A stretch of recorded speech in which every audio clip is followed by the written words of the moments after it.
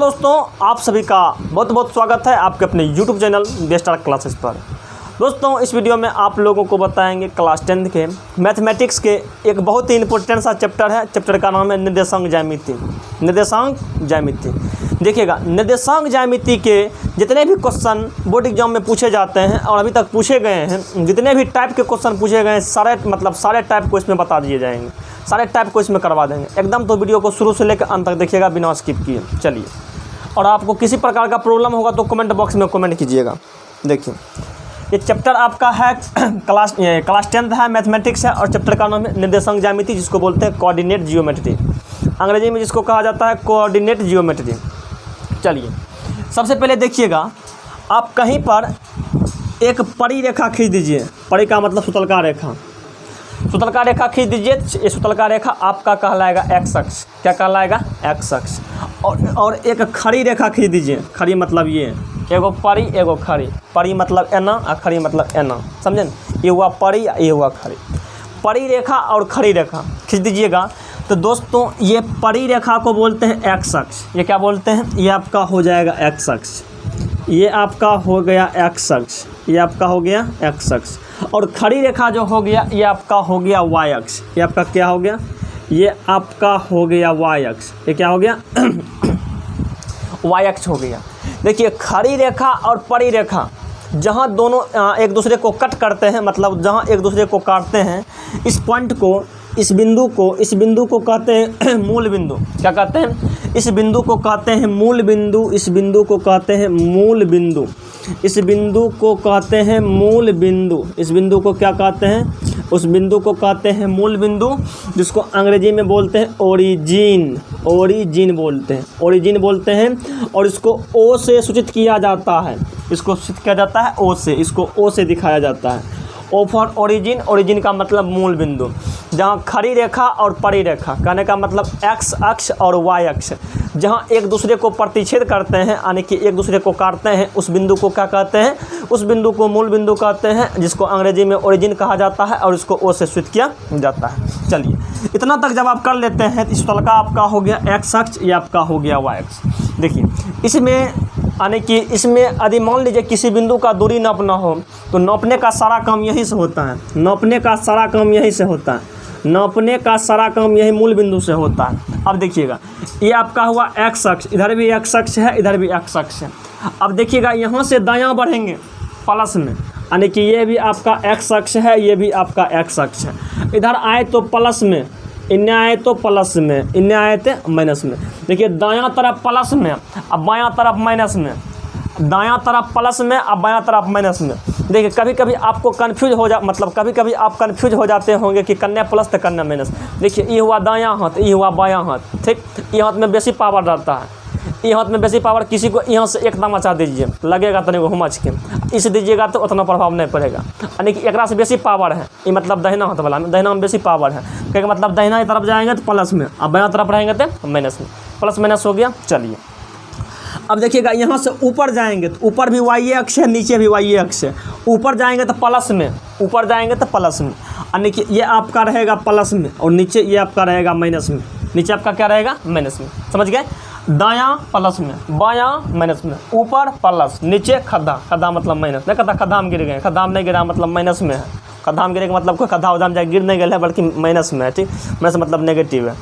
देखिएगा, यहाँ से दायां तरफ प्लस, बायां तरफ माइनस, ऊपर प्लस, नीचे माइनस, इतना हो गया।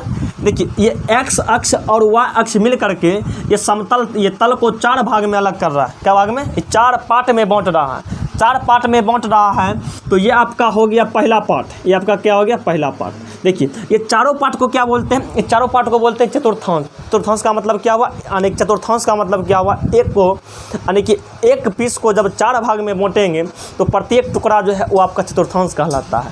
तो देखिए, ये आपका हो गया पहला चतुर्थांश। ये आपका हो गया फर्स्ट चतुर्थांश। ये आपका हो गया फर्स्ट चतुर्थांश।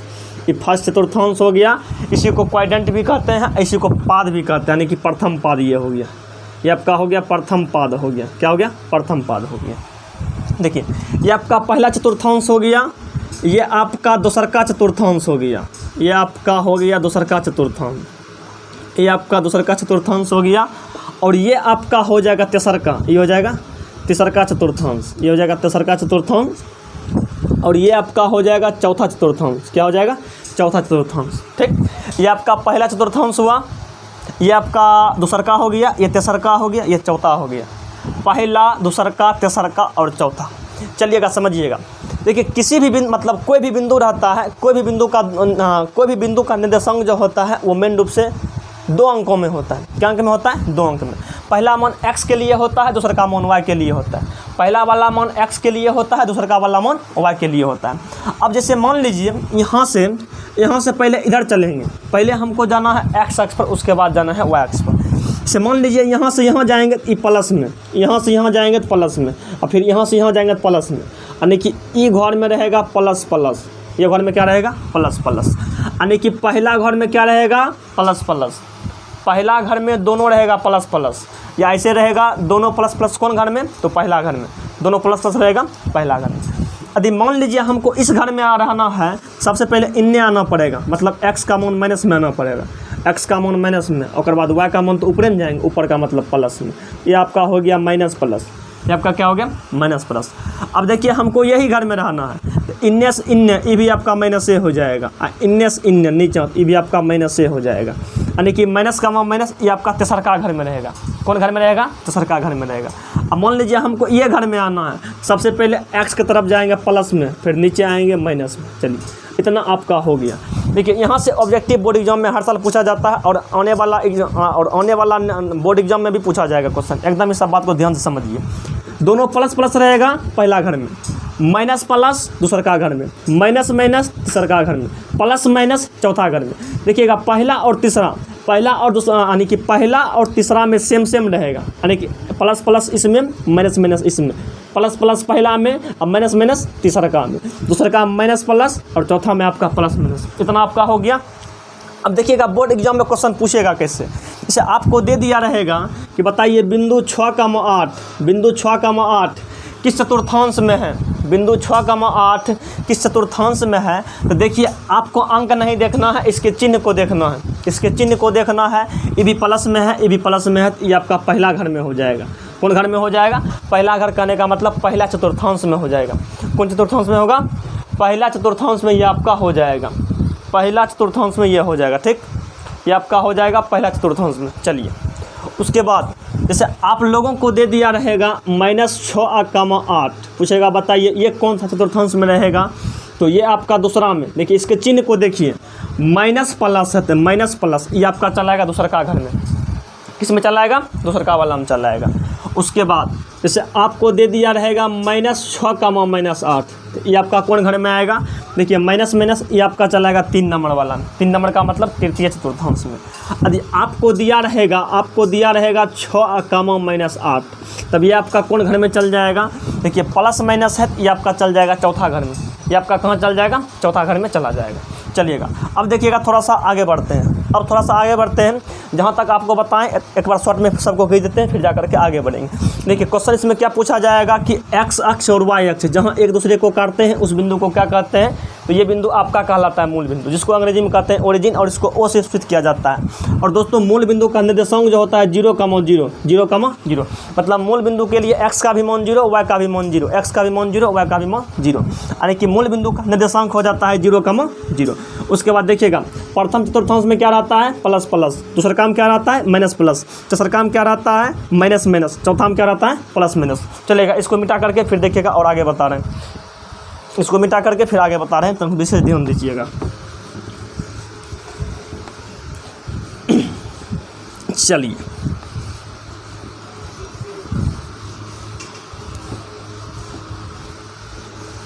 आइए यहाँ से अब समझते हैं, इससे बनाते हैं।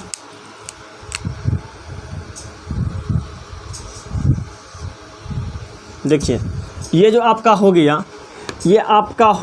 ये देखिएगा यहाँ जो बना दिए हैं, ये आपका हो गया। देखिए ये आपका हो गया x अक्ष, तलका वाला x अक्ष, खड़ा वाला आपका हो गया y अक्ष। मान लीजिए कि इसमें यहाँ कोई बिंदु है, यहाँ कोई बिंदु P है, और ये आपका x अक्ष है। ये कौन सा अक्ष है? x अक्ष है। मान लीजिए यहाँ से यहाँ का लंबाई आपका x है, कितना है x है। ऊपर आपका y अक्ष है, मान लिया यहाँ का लंबाई y है, और ये बिंदु जो है, ये बिंदु का निर्देशांक x, y है। क्या है? x, y है। देखिएगा यहाँ से यहाँ का दूरी x ने है, यहाँ से यहाँ का दूरी x है, तो यहाँ से यहाँ का भी दूरी की हो जाएगा, x से हो जाएगा। क्या हो जाएगा? x हो जाएगा। यहाँ से यहाँ का दूरी ये क्या है? y है, तो यहाँ से यहाँ का दूरी भी ये आपका क्या हो जाएगा? y हो जाएगा, y हो जाएगा। अब तनिक को विशेष ध्यान दीजिएगा। देखिए ये आपका हुआ x अक्ष, ये आपका क्या होगा? x अक्ष। x अक्ष से किसी बिंदु की दूरी, x अक्ष से किसी बिंदु की दूरी ये आपका y नियामक कहलाता है, y नियामक कहलाता है, y नियामक कहलाता है, या इसी को बोलते हैं कोटि। इसी को क्या बोलते हैं? कोटि। इसी को क्या बोलते हैं? कोटि। डायरेक्ट पूछा हुआ है। देखिए ये आपका x अक्ष हुआ, तो x अक्ष से किसी बिंदु की दूरी ये आपका कहलाएगा y नियामक या कोटि। x अक्ष से किसी बिंदु की दूरी ये आपका y नियामक कहलाएगा या कोटि कहलाएगा। अब देखिएगा ये आपका कौन अक्ष हुआ? ये आपका हो गया y अक्ष। y अक्ष से किसी बिंदु की दूरी ये कहलाता है x नियामक। क्या कहलाता है? x नियामक कहलाता है, x नियामक कहलाता है या भुज कहलाता है। x नियामक कहलाता है या भुज कहलाता है। अब देखिएगा हम क्वेश्चन बोल रहे हैं, क्वेश्चन पर थोड़ा सा विशेष रूप से ध्यान दीजिएगा। पूछेगा x अक्ष से किसी बिंदु की दूरी, x अक्ष से किसी बिंदु की दूरी क्या कहलाती है? क्वेश्चन आपको दिया रहेगा कि x अक्ष से किसी बिंदु की दूरी क्या कहलाती है, तो थोड़ा सा देख लीजिएगा क्या दिया हुआ है कि x अक्ष से किसी बिंदु की दूरी आपका y नियामक कहलाता है या उसी को कोटि कहते हैं। क्या कहते हैं? कोटि कहते हैं। और y अक्ष से किसी बिंदु की दूरी ये आपका x नियामक कहलाएगा, और बाद इसी को बोलते हैं भुज। यानी कि देखिएगा x नियामक पहला वाला क्या कहलाएगा? x नियामक। इसी को क्या बोलते हैं? भुज। यानी कि पहला वाला मान भुज का, दूसरा वाला मान कोटि का। पहले वाला मान भुज का, दूसरा वाला मान कोटि का। इसे मान लीजिए कोई बिंदु A है, इसका निर्देशांक दे दिया रहेगा 6,8। कहेगा बताइए इसमें भुज का कोटि, भुज कोटि एक क्वेश्चन बोर्ड में छपल मिलेगा आपको, ठीक। भुज कोटि, तो पहला वाला आपका हुआ भुज और दूसरा वाला आपका हुआ कोटि। दूसरा वाला क्या हो गया? कोटि। दूसरा वाला आपका क्या हो गया? कोटि। पहला मान भुज का, पहला वाला मान x मतलब x का निर्देशांक जो होता है, इसी वाला मान को क्या बोलते हैं? भुज बोलते हैं। दूसरा वाला मान को बोलते हैं कोटि। देखिए भुज कोटि में कंफ्यूज कर जाते हैं, इसके लिए भुंजा कचरी याद रखिएगा। भुंजा कचरी, पहले भुंजा खाते हैं तब कचरी खाते हैं, यानी पहला वाला भुंजा दूसरा वाला कचरी, मतलब पहला वाला भुज दूसरा वाला कोटि। देखिए इस टाइप का क्वेश्चन हर साल बोर्ड में पूछा हुआ, तो आने वाला एग्जाम में भी पूछेगा, ठीक। कोई डाउट इसमें नहीं होनी चाहिए। पहला वाला मान भुज का, दूसरा वाला मान कोटि का। जैसे आपको दे दिया रहेगा 8 का मान 9, इसमें कहेगा बताइए भुज का मान, तो भुज मतलब भुंजा पहले वाला, कोटि मतलब दूसरा का, कचरी मतलब बाद वाला, ठीक। पहले भुंजा खाते हैं तब कचरी खाते हैं। ये हो गया, ये आपका भुज हो गया, ये आपका कोटि हो गया। चलिएगा अब थोड़ा सा आगे बढ़ते हैं और अगला कॉन्सेप्ट आप लोगों को बताते हैं।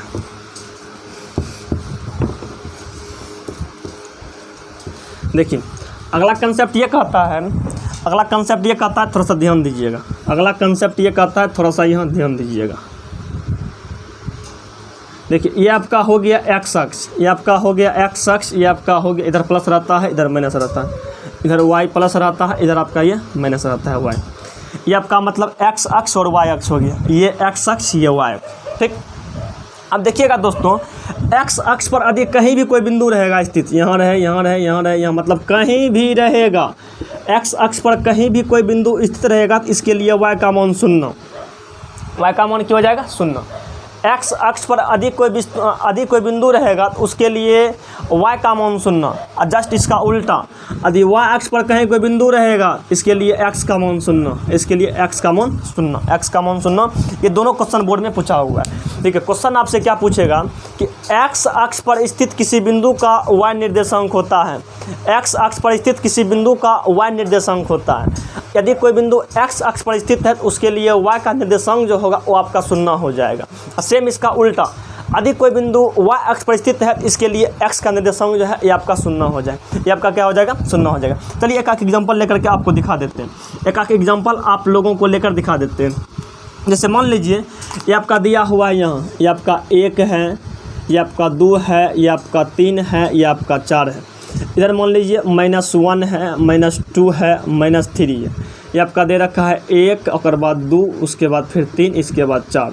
यहाँ -1 -2 -3 इतना हो गया। जैसे मान लीजिए आपको खींचना है, जैसे मान लीजिए 1, 0, 1,0 दिखाना है, 1,0 आ जाएगा ये, यानी कि x पर जाना है 1, प्लस में है तो दायां तरफ, y में 0 मतलब y पर चलना ही नहीं। तो 1,0 आपका यहाँ चला आएगा। देखिए ये आपका चला आएगा यहाँ 1,0, ये आपका क्यों हो गया 1,0।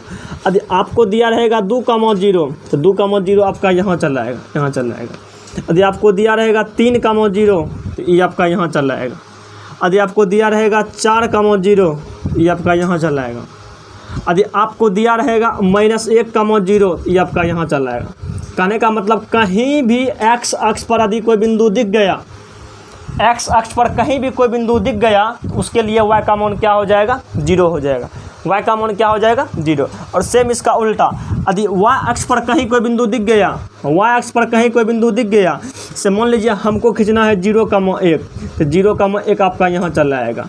उसके बाद 0,2 ये आपका ऊपर चला आएगा यहाँ, यानी कि y अक्ष पर कहीं भी कोई बिंदु दिख गया तो इसके लिए x का मान 0 हो जाएगा। x का मान क्या हो जाएगा, x का मान हो जाएगा 0, x का मान 0 हो जाएगा। चलिए अब थोड़ा सा और आगे बढ़ते हैं,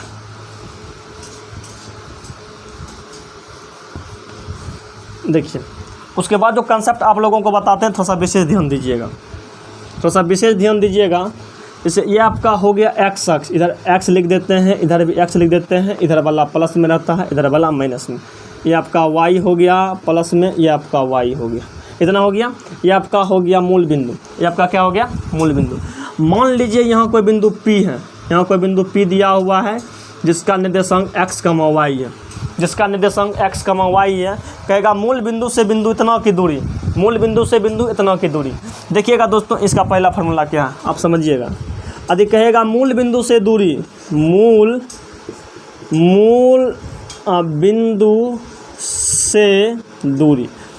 बिंदु से कहेगा दूरी निकालने के लिए तो सीधे क्या कीजिएगा, रूट अंडर x का स्क्वायर और प्लस y का स्क्वायर इतना मात्रक लगा दीजिए, ये आपका निकल जाएगा।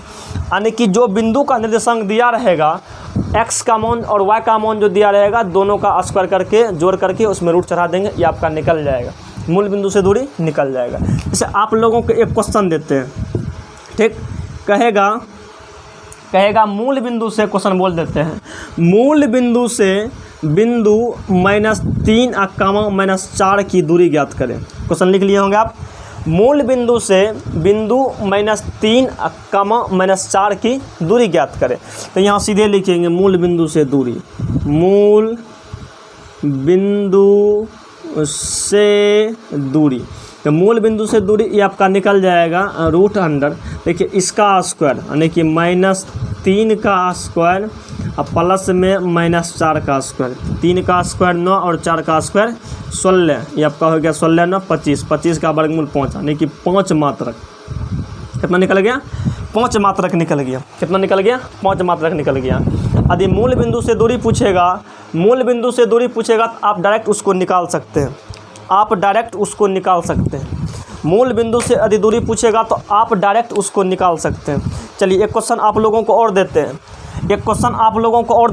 देखिएगा एक क्वेश्चन आप लोगों को और देते हैं। तो क्वेश्चन देते हैं, आप इसको बनाइएगा, इसका बना करके आंसर कमेंट बॉक्स में बताइएगा, ठीक।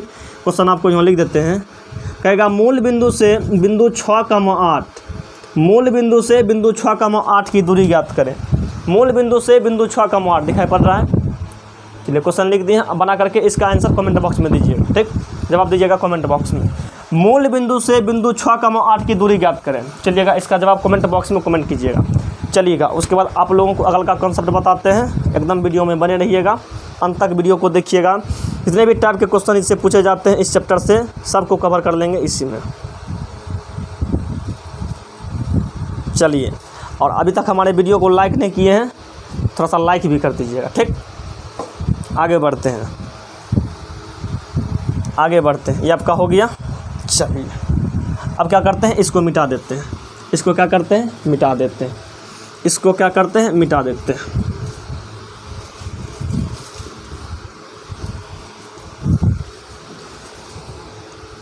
देखिए अभी जो आप लोगों को हम बताए थे, मूल बिंदु से बिंदु की दूरी था, यानी कि मूल बिंदु से दूरी, मूल बिंदु से दूरी जो था ये क्या बताए थे, रूट अंडर एक्स का स्क्वायर अब प्लस वाई का स्क्वायर, रूट अंडर एक्स का स्क्वायर प्लस वाई का स्क्वायर, रूट अंडर एक्स का स्क्वायर प्लस वाई का स्क्वायर, इतना आपका हो गया। अब समझिएगा, अब मान लीजिए दो गो बिंदु है, एक बिंदु आपका यहाँ ए दिया हुआ है जिसका निर्देशांक, एक बिंदु मान लीजिए यहाँ आपका ए दिया हुआ है जिसका निर्देशांक x1, y1 है, x1, y1 है, और एक बिंदु आपका यहाँ बी दिया हुआ है जिसका निर्देशांक आपका x2 और y2 है, x2 और y2 है। अब क्या कहेगा बिंदु इतना और इतना के बीच की दूरी, यानी कि बिंदु ए और बिंदु बी के बीच की दूरी कहेगा निकालने के लिए यहाँ जो फार्मूला लगाएंगे इसको बोलते हैं दूरी सूत्र। क्या बोलते हैं? दूरी सूत्र, यानी कि डिस्टेंस फार्मूला। बहुत ही आसान है, देखिएगा दोस्तों, इसी को बोलते हैं दूरी सूत्र। क्या बोलेंगे? दूरी सूत्र। दूरी सूत्र, तो दूरी सूत्र आपका क्या होता है? देखिए, दूरी सूत्र निकालने के लिए क्या करना है, थोड़ा सा टेक्निक समझिएगा। x2 में से x1 को घटाएंगे, बाद वाला में से पहलुकवा वाला, बाद वाला में से पहलुकवा वाला, x2 में से x1 को घटाएंगे, x2 में से x1 को घटाएंगे और इसका स्क्वायर कर देंगे। क्या कर देंगे? इसका स्क्वायर। फिर प्लस, अब क्या करना है, y2 में से y1 को घटाएंगे, y2 में से y1 को घटाएंगे, इसका भी कर देना है स्क्वायर, इसका भी क्या कर देना है, स्क्वायर कर देना है, और ये सौंसे पर रूट चढ़ा देना है। ये सौंसे पर क्या करना है, ये सौंसे पर रूट चढ़ा देना है। एक बार देखिएगा, फिर समझाते हैं, हो सकता है आपको फार्मूला अभी याद नहीं हुआ होगा, एक बार लिखते हैं, आपको याद हो जाएगा। ठीक, देखिए, दूरी निकालने के लिए क्या करेंगे, दूसरका वाला में से पहलुकवा वाला को घटा देंगे, x2 में से x1 को घटा देंगे, इसका कर देंगे स्क्वायर, स्क्वायर हो गया। फिर प्लस में अब क्या करेंगे, y2 में से y1 को घटा देंगे, इसका कर देंगे स्क्वायर, स्क्वायर कर दिए, और ये पूरा पर लगा देना है रूट, ये पूरा पर लगा देना है रूट। आपका दूरी सूत्र बन करके तैयार हो गया। चलिए, इतना हो गया। अब देखिए, आगे बढ़ते हैं। अब देखिएगा दोस्तों, नेक्स्ट टाइप आप लोगों को बताते हैं। नेक्स्ट टाइप पर थोड़ा विशेष ध्यान दीजिएगा, नेक्स्ट टाइप पर थोड़ा आप लोगों को विशेष ध्यान देनी है। जैसे मान लीजिए आप लोगों को एक बिंदु यहाँ दे दिया है ए, जिसका निर्देशांक x1, y1 है, और एक बिंदु आपका यहाँ दे दिया है b, जिसका निर्देशांक आपका x2, y2 है। यानी कि एक बिंदु का निर्देशांक x1, y1 है, दूसरा का निर्देशांक x2, y2 है। कहेगा इन दोनों बिंदुओं को मिलाने वाली, इन दोनों बिंदुओं को मिलाने वाली रेखाखंड के मध्य बिंदु, इन दोनों बिंदुओं को मिलाने वाली रेखाखंड के मध्य बिंदु, मध्य मतलब पूरा बीचों बीच वाला। ठीक, ये कहेगा बताइए बीचों बीच में एक बिंदु P है, ये आपका हो गया मध्य बिंदु। कहेगा बताइए मध्य बिंदु का निर्देशांक, मध्य बिंदु का निर्देशांक क्या होगा। तो मध्य बिंदु का निर्देशांक निकालने के लिए क्या करना है, थोड़ा सा ध्यान दीजिएगा। यहाँ लिखेंगे मध्य बिंदु का निर्देशांक, तो मध्य बिंदु का निर्देशांक, ये आपका मध्य बिंदु का निर्देशांक जो हो जाएगा, मध्य बिंदु का निर्देशांक निकालने के लिए क्या करना है, एकदम विशेष ध्यान दीजिए, आपको थोड़ा सा भी दिक्कत नहीं होगा, थोड़ा सा ध्यान दीजिए, समझने का प्रयास कीजिए। देखिए, मध्य बिंदु का निर्देशांक निकालने के लिए क्या करना है, ये पहलुकवा वाला में एक पहलुकवा जोड़ना है, x1 में x2 जोड़ देना है, 2 से भाग दे देना है। देखिए, x1 में x2 को जोड़ देना है, क्या वो आइटम जुट रहा है, 2 गो, नीचे हम 2 से भाग दे दीजिए, आपका हो गया। फिर कमा दे दीजिए, अब y1 में y2 को जोड़ दीजिए और 2 से भाग दे दीजिए, और इस सबको ब्रैकेट में बंद कर दीजिए, आपका मध्य बिंदु का निर्देशांक निकल जाएगा। यानी कि दो बिंदुओं को मिलाने वाले रेखाखंड का आदि कहेगा मध्य बिंदु का निर्देशांक, आप उसको निकाल सकते हैं। यानी कि x1 में x2 जोड़कर 2 से भागा, फिर क्या करेंगे, कामा दे करके y1 में y2 जोड़ देंगे और 2 से कर देंगे भागा। एक बार फिर समझिए, एक बार समझिए, सरिया के आपको लिखते लिखते याद हो जाएगा। ठीक, चलिए, यदि कहेगा मध्य बिंदु का निर्देशांक, तो इसको इससे जोड़ देंगे, x1 प्लस x2, और बटे में ये आपका 2 हो जाएगा, इतना हो गया। उसके बाद आपका y1 प्लस y2, और बटे में आपका 2 हो जाएगा, इतना आपका हो गया, इतना हो गया। चलिए, इतना जब हो गया तब और थोड़ा सा विशेष आगे बढ़ते हैं और आगे समझते हैं कि और क्या कॉन्सेप्ट है। देखिए, ये सब टाइप का क्वेश्चन बोर्ड में पूछा हुआ है और पूछने वाला ये सब इसने पूछा जाता है। अब आगे समझिए कि मान लीजिए आपको कोई त्रिभुज का, यानी कि त्रिभुज के तीनों शीर्षों का निर्देशांक दे दिया है। से मान लीजिए आपका कोई त्रिभुज है, त्रिभुज का नाम रख देते हैं, त्रिभुज का नाम रख देते हैं TSC। ये TSC आपका जो है त्रिभुज का नाम है, क्या त्रिभुज का नाम है। और त्रिभुज का पहला बिंदु आपका दिया हुआ है x1 y1, x1 y1, यानी कि त्रिभुज के तीनों बिंदु के शीर्ष का नियामक जो है, पहला का x1 y1 है, दूसरा का आपका x2 y2 है, x2 y2 है, और तीसरा का आपका x3 y3 है, x3 y3 है। पहला बिंदु का निर्देशांक x1 y1, दूसरा का x2 y2, तीसरा का x3 y3 है। कहेगा इसके केंद्रक का निर्देशांक। अब समझिएगा केंद्रक का मतलब क्या होता है, यहाँ से यहाँ और यहाँ से यहाँ और यहाँ से यहाँ जो मिला दिए, तो ये जो बचा ये पॉइंट, इसी को बोलते हैं केंद्रक। इसी को क्या बोलते हैं, केंद्रक बोलते हैं। इसी को क्या बोलते हैं, केंद्रक बोलते हैं। कहेगा बताइए केंद्रक का निर्देशांक क्या होगा, केंद्रक का निर्देशांक क्या होगा। इस टाइप का क्वेश्चन आपको ऑब्जेक्टिव में भी पूछा है और 2 नंबर में भी पूछा है। ठीक, देखिए केंद्रक का निर्देशांक निकालने के लिए क्या करेंगे, यानी कि केंद्रक का निर्देशांक, केंद्रक का निर्देशांक, निर्देशांक को ही बोलते हैं नियामक। तो केंद्रक का नियामक बराबर, केंद्रक का नियामक बराबर, देखिए केंद्रक का नियामक निकालने के लिए क्या करना है, एकड़ पहला x1 x2 और x3 तीनों को आपस में जोड़ करके 3 से भाग दे देंगे। x1 x2 x3 तीनों को जोड़ के 3 से भागा। क्या क्या बोले थे, x1 plus x2 plus x3 तीनों को जोड़ के 3 से भागा, इतना आपका हो गया। अब देखिएगा x1 x2 x3 तीनों को जोड़ करके 3 से भागा दे दिए।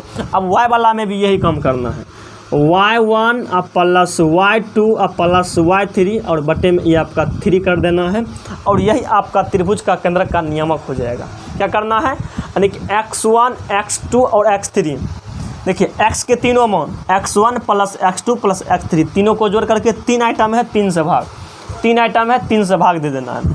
उसके बाद क्या करना है, y1 y2 और y3 3 आइटम है 3 से भाग दे देना है। चलिए इतना आपको समझ में चला आया होगा।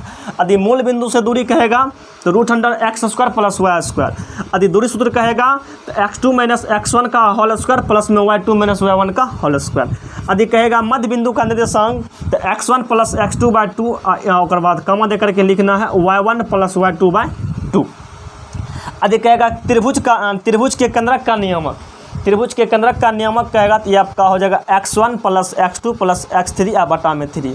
उसके बाद कामा देकर लिखना है y1 plus y2 plus y3/3। इतना आपका हो गया। चलिए अब थोड़ा सा और आगे बढ़ते हैं। अब क्या बढ़ते हैं, थोड़ा सा और आगे बढ़ते हैं। ये आपका 4 गो फॉर्मूला हुआ। चलिए और देखिएगा, समझिएगा थोड़ा सा, और आप लोगों को आगे बढ़ते हैं। देखिए आगे आप लोगों को बताते हैं, आगे आप लोगों को बताते हैं, आगे आप लोगों को बताते हैं। चलिए 1 2 3 4 पॉइंट हो गया। 5वां पॉइंट आप लोगों को समझाते हैं। एकदम विशेष ध्यान दीजिएगा, एकदम विशेष ध्यान देना है, ठीक, विशेष ध्यान देना है। अगला पॉइंट आप लोगों को बताते हैं। देखिए अगला पॉइंट आप लोगों का है, से मान लीजिए एक बिंदु आपका यहाँ है, एक बिंदु आपका यहाँ है। इस बिंदु का मतलब इस बिंदु का नाम A है, जिसका निर्देशांक x1 y1 है, और ये बिंदु आपका B है, जिसका निर्देशांक x2 y2 है, x2 y2 है। और देखिएगा एक बिंदु यहाँ P है, एक बिंदु यहाँ P है, जिसका निर्देशांक x, y है, और ये AB का रेखाखंड, मतलब AB रेखाखंड जो है इसको M1 अनुपात M2 के अनुपात में अंतः विभाजित करता है, मतलब इसको बांटता है। किस अनुपात में, M1 अनुपात M2 के अनुपात, मतलब M1 रेशियो M2 के रेशियो में इसको क्या करता है, डिवाइड करता है। यानी कि M1 अनुपात M2 के अनुपात में क्या करता है, विभाजित करता है। तो कहेगा बताइए इस बिंदु का निर्देशांक क्या हो जाएगा, इस बिंदु का निर्देशांक क्या हो जाएगा, यानी कि P बिंदु का निर्देशांक क्या हो जाएगा। समझिएगा इसमें क्या करना है। यहाँ इसमें P बिंदु का निर्देशांक निकालने के लिए P बिंदु का निर्देशांक, P बिंदु का निर्देशांक क्या करना है। यानी कि बिंदु ए और बिंदु बी को जोड़ने वाली रेखाखंड यदि m1 अनुपात m2 के अनुपात में विभाजित करता है तो यहाँ जो बिंदु रहेगा उस बिंदु का निर्देशांक निकालने के लिए इसमें P है। तो P का निर्देशांक निकालने के लिए देखिएगा तरीका बताते हैं, जैसे वैसे कीजिएगा, आपको फार्मूला याद हो जाएगा। जैसे बताते हैं, लिखने का तरीका समझिएगा, जुगाड़ समझिएगा क्या है। देखिए सबसे पहले क्या करना है, बटे दे देना है, फिर कमा, फिर लाइन खींच देना है। यहाँ लिखना है m1 प्लस m2, यहाँ भी लिखना है आपका m1 प्लस m2। इतना हो गया, m1 plus m2, m1 plus m2 यहाँ भी लिखना। पहला वाला मान x के लिए, दूसरा वाला मान y के लिए। अब देखिएगा m1 में लगा देंगे x2, m1 में लगा दिए x2। अब क्या करेंगे, m2 में लगा देंगे x1, लगा देंगे x1, सूत्र बन के तैयार है। यहाँ क्या करेंगे, m1 में लगा देंगे y2 और यहाँ m2 में लगा देंगे y1। ये आपका फार्मूला बन के तैयार है। इसी फार्मूला को कहते हैं विभाजन सूत्र। ये ऑब्जेक्टिव में भी पूछा लें, ये दे दिया है और क्या बताइए इस सूत्र क्या कहलाता है, तो ये आपका विभाजन सूत्र कहलाता है। क्या कहलाता है, विभाजन सूत्र। एक बार और देखिए, आप लोगों को लिखने का तरीका बताते हैं, आपको याद हो, मतलब ये आपको याद हो जाएगा। चलिए कैसे कैसे बताए थे। सबसे पहले नीचे लिखना है m1 plus m2, m1 plus m2। ऊपर भी इसी को लिखना है m1 में x2 को लगाएंगे, m1 में x2 को लगाएंगे। अब m2 में x1 को लगाएंगे। इतना हो गया, फिर थोड़ा सा कम दे देना है। अब नीचे वही काम करेंगे m1 plus m2, m1 plus m2। ऊपर में क्या करेंगे, m1 में रखेंगे y2 प्लस m2 में रखेंगे y1। इतना कर देते हैं तो ये आपका विभाजन सूत्र बन करके तैयार हो जाता है। विभाजन सूत्र बन करके तैयार हो जाता है। चलिए इतना जब हो गया तो अब आगे बढ़ते हैं। अब थोड़ा सा और विशेष रूप से आगे बढ़ते हैं, इसको मिटा देते हैं और थोड़ा सा आगे बढ़ते हैं। चलिए आगे बढ़ते हैं, एकदम वीडियो में बने रहिएगा, वीडियो को अंत तक देखिएगा, सारा टाइप आपका कवर हो जाएगा। आगे आप लोगों को बताते हैं। से मान लीजिए आप लोगों को कोई त्रिभुज का शीर्ष के नियामक दे दिया रहेगा। से मान लीजिए आपका कोई त्रिभुज है, ये आपका ए है, ये आपका बी है, ये आपका सी है। त्रिभुज के तीनों शीर्ष दिया हुआ है ABC। इसका निर्देशांक आपको दे दिया है x1, y1, x1, y1। और ये आपका दे दिया है x2, y2, x2, y2। ये आपका दे दिया है x3, y3, x3, y3। तो कहता है बताइए इस त्रिभुज का क्षेत्रफल क्या हो जाएगा, मतलब इसका एरिया क्या होगा, क्षेत्रफल क्या होगा, यानी कि त्रिभुज ABC का क्षेत्रफल। तो इसमें बताएंगे त्रिभुज त्रिभुज त्रिभुज त्रिभुज त्रिभुज का क्षेत्रफल, त्रिभुज का क्षेत्रफल बराबर इसका क्या करना है, इस त्रिभुज का निकालना है क्षेत्रफल। देखिए जो हमारे ऑफलाइन क्लास के चलवा होंगे उनको हम क्लास में ही सब याद करवा देते हैं, ठीक। और देखिए आप लोगों को भी याद करवा देंगे, थोड़ा सा पेशेंस रखिएगा, आराम से धीरे धीरे देखिएगा। देखिए सबसे पहले क्या करना है, सबसे पहले इसमें क्या करना है, इसमें 1/2 लिख देना है। क्या करना है, 1/2 लिख देना है। उसके बाद ब्रैकेट लगा देना है, लगा दिए। अब देखिए इसमें क्या करना, एक एक बारी बारी से बाहर निकालना। पहले x1 को बाहर निकालेंगे, फिर x2 को बाहर निकालेंगे, फिर x3 को बाहर निकालेंगे। इतना हो गया, यानी कि x1 को बाहर निकालेंगे, इसमें क्या करेंगे, लिखेंगे y2 minus y3, y2 minus y3। फिर लिखेंगे प्लस में x2, अब लिखेंगे, अब यहाँ से लिखेंगे y3 माइनस y1। इतना आपका हो गया। फिर प्लस में आपका लिखेंगे x3, यहाँ लिखेंगे y1 minus y2, y1 minus y2 और यहाँ ब्रैकेट लगा देना। यहाँ क्या करना है, ब्रैकेट लगा देना। देखिए अभी हम केवल लिख दिए, आपको अभी ना याद आया होगा। और देखिए आप इसको, मतलब हम इसको याद करवाते हैं, एकदम माइंड को सेट करके देखिएगा, आपको याद हो जाएगा, ठीक। आपको पूरा याद हो जाएगा, ठीक।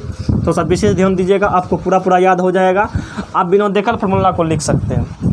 देखिए ये बिंदु का नाम B है, आइए यहाँ से लिखते हैं, थोड़ा सा यहाँ से लिखते हैं, यहाँ से लिखते हैं, ठीक।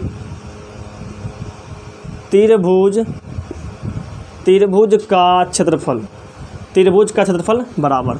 तो त्रिभुज का क्षेत्रफल निकालने के लिए सबसे पहले क्या करना है, 1/2 लगाना है, 1/2। अब ब्रैकेट में क्या करना है, देखिए x1 को पहले बाहर करेंगे, x1 को बाहर कर दिए। अब क्या करना है, y2 में से y3 को घटाना है, y2 में से y3 को घटाना है, और प्लस में उसके बाद x1 के बाद x2 लिखना है। अब क्या करना है, y3 में से y1 को घटाना है, y3 में से y1 को घटाना है, फिर प्लस में x3 को बाहर करेंगे तो y1 और माइनस y2 हो जाएगा, y1 माइनस y2 हो जाएगा। देखिए टेक्निक समझिए, इसको कैसे लिखते हैं, तरीका समझिए लिखने का तरीका। देखिए x1 बाहर, x2 बाहर, x3 बाहर, ठीक, x1 बाहर, x2 बाहर, x3 बाहर, ये आपका बाहर हो गया, यानी कि x1, x2, x3 बाहर होता है। इतना बात को सुरिया करके समझिए, x1, x2 और x3 ये आपका क्या हो जाता है, बाहर हो जाता है। उसके बाद देखिएगा, थोड़ा सा विशेष ध्यान दीजिएगा। देखिए यहाँ जो चालू हुआ है y2 में से y3 गया, y2 में से y3 गया है, और यहाँ y3 में से y1 गया है, और यहाँ y1 में से y2 गया। देखिए जहाँ से कहानी ख़त्म हुआ वहीं से कहानी चालू हुआ, जहाँ से कहानी ख़त्म हुआ वहीं से कहानी चालू हुआ। y3 पर कहानी ख़त्म हुआ और y3 से ही यहाँ शुरू हो गया, y1 पर ख़त्म हुआ और y1 से ही शुरू हो गया। समझ रहे हैं, जहाँ से कहानी ख़त्म हो गया वहीं से फिर कहानी क्या हो गया, शुरू हो गया। चलिए, यानी कि पहले 2 से चालू हुआ, y2 माइनस y3, अब क्या हो जाएगा, y3 माइनस y1, अब क्या हो जाएगा, y1 minus y2, y1 minus y2। और देखिएगा विशेष ध्यान ये दीजिएगा हाँ, थोड़ा सा विशेष ध्यान ये दीजिएगा कि कहानी चालू हुआ है कहाँ से, y2 से, और ख़त्म भी कहाँ हुआ है, y2 ये पर हुआ, y2 ये पर हुआ। अभी भी आपको माथा में सेट नहीं हुआ, आराम से 2-4 मिनट रहिए ना, सेट हो जाएगा दिमाग में ऐसा कि पढ़ाई छोड़ने के बाद भी आप भुला नहीं पाइएगा इसको, समझे ना। चलिएगा तनिक एक बार विशेष ध्यान और दीजिए, एक बार और लिखते हैं, एक बार और लिखते हैं, दिमाग में घुसाना है किसी तरीक़ा से इसको। देखिए ये आपका बी वाला हो गया। एक बार फिर से आते हैं, त्रिभुज का क्षेत्रफल, ऐसे लिखते हैं, त्रिभुज का क्षेत्रफल, त्रिभुज का क्षेत्रफल ये आपका क्या हो जाएगा, 1/2, 1/2। अब देखिएगा अपना तरीका लगाते हैं, अब अपना तरीका बताते हैं। क्या करना है, इसको पहले ब्रैकेट में बंद कर दीजिए, इसको पहले ब्रैकेट में बंद कर दीजिए। हमको इतने की जगह हम एडजस्ट करना है, इतने जगह क्या करना है, एडजस्ट करना है। सबसे पहले क्या कीजिए, x1 को बाहर निकाल दीजिए और ब्रैकेट में जो लिखना है एक बाद में लिखेंगे, फिर प्लस x2 को बाहर कर दीजिए, ब्रैकेट में जो लिखना है एक बाद में लिखेंगे, प्लस में x3 को बाहर कर दीजिए। अब यहाँ जो लिखना है यहाँ से चालू कीजिए।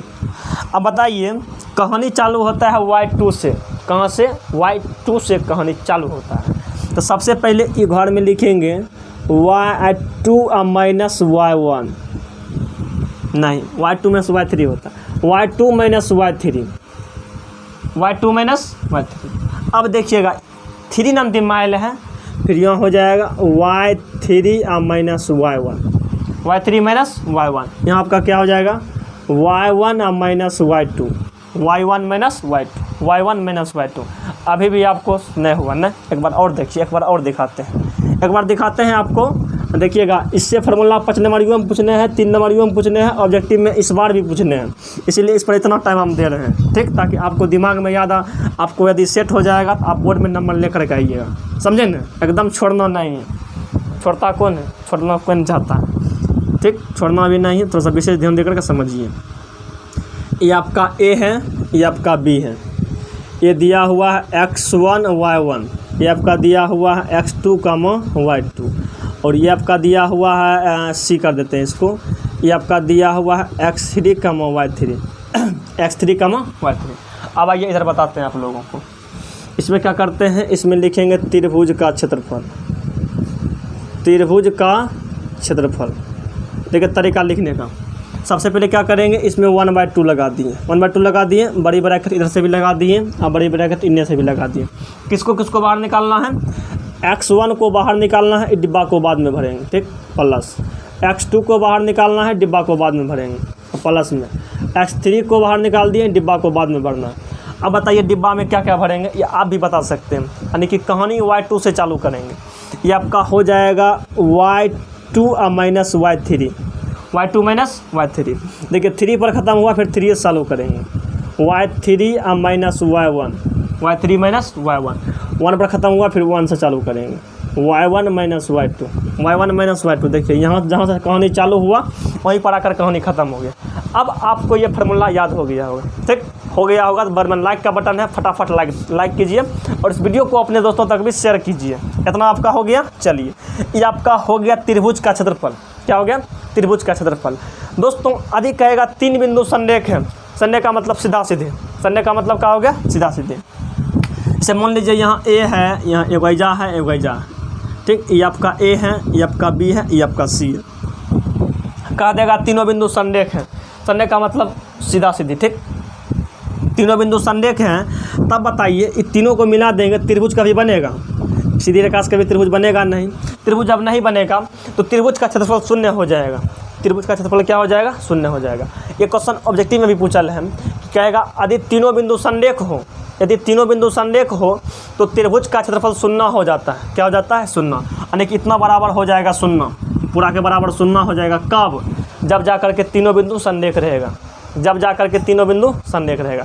देखिए जितना भी आप लोगों को बताएं, जितना भी आप लोगों को बताएं सबको एक बार बोर्ड पर हम शुरू से लेकर, मतलब शुरू से जितना बताएं सबको एक बार बोर्ड पर नोट कर देते हैं, ठीक। एकदम समझिएगा। पहला आप लोग क्या क्या बताए थे? पहला आपको क्या बताए थे? थोड़ा सा विशेष ध्यान दीजिएगा, विशेष ध्यान दीजिएगा, ठीक। विशेष ध्यान देना ये है कि पहला आप लोगों को हम बताए थे, पहला आप लोगों को हम बताए थे कि मूल बिंदु से, यानी कि मूल बिंदु से बिंदु आपको दे दिया रहेगा, मान लीजिए P x, y की दूरी, यानी कि मूल बिंदु से यदि दूरी पूछ दिया जाएगा तो जो बिंदु का निर्देशांक दिया रहेगा उसमें क्या करना है? रूट अंडर x का स्क्वायर और प्लस y का स्क्वायर। ये आपका हो गया।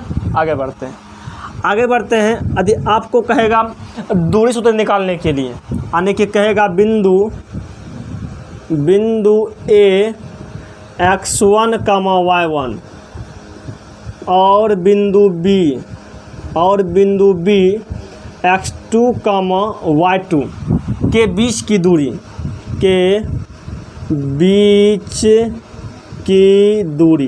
बीच की दूरी इसी को बोलते हैं दूरी सूत्र। तो बीच का दूरी निकालने के लिए क्या करना है? आप लोगों को बताए थे x2 में से x1 को घटाकर इसका स्क्वायर कर देना, फिर प्लस में y2 माइनस y1 को घटाकर इसका स्क्वायर कर देना। इतना आपका हो गया, इतना आपका हो गया। तो सरकार आप लोगों को बताए थे कि बिंदु A आपको दिया रहेगा x1, y1 और बिंदु B x2, y2 को जोड़ने वाले रेखाखंड के मध्य बिंदु का नियामक या निर्देशांक, मध्य बिंदु का नियामक या निर्देशांक। तो मध्य बिंदु का निकालने के लिए क्या बताए थे? तो मध्य बिंदु के लिए ये था कि x1 प्लस x2 बटे में आपका 2, फिर कामा लिखना है y1 प्लस y2 और बटे में आपका कर देना है। तो इतना आपका हो जाएगा। ये आपका हो गया मध्य बिंदु का निर्देशांक। अब देखिएगा उसके बाद आप लोगों को बताए थे त्रिभुज के केंद्रक का नियामक, त्रिभुज के केंद्रक का निर्देशांक। यदि मान लीजिए त्रिभुज का 3 शीर्ष दिया रहेगा ABC, जिसका x1 y1 x2 y2 और x3 y3 रहेगा, तो पूछेगा त्रिभुज के केंद्रक का नियामक, यानी कि केंद्रक का निर्देशांक, केंद्रक का निर्देशांक। त्रिभुज के केंद्रक का निर्देशांक पूछेगा तो इसमें क्या करना है कि x1 plus x2 plus x3 divided by 3, फिर कामा क्या करना है y1 plus y2 plus y3 divided by 3। इतना कर दीजिएगा तो आपको त्रिभुज का क्या करना है? केंद्रक का निर्देशांक निकल जाएगा, त्रिभुज के केंद्रक का निर्देशांक निकल जाएगा। और दोस्तों यहाँ से यदि आपको कहेगा त्रिभुज का क्षेत्रफल निकालने के लिए तो थोड़ा सा विशेष ध्यान दीजिएगा, त्रिभुज का क्षेत्रफल त्रिभुज का क्षेत्रफल जब पूछेगा तो ये आपका हो जाएगा 1/2, 1/2 ब्रैकेट लगा देते हैं। ये आपका हो जाएगा x1, यहाँ क्या लिखेंगे y2 माइनस y3, साथ ही साथ बोलते जाइए, ठीक।